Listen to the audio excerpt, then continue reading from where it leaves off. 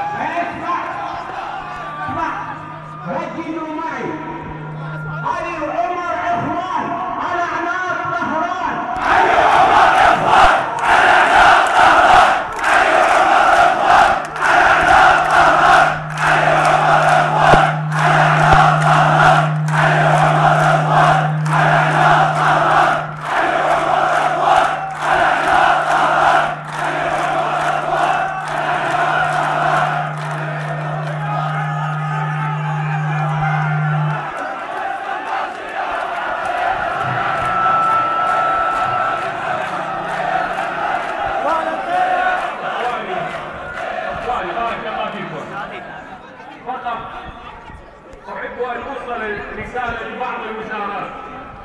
وزير الداخلية أو وزارة الداخلية تقول أحد الموقوفين لديها عذب نفسه من أجل أن يتهم الضابط الذي يحقق معه.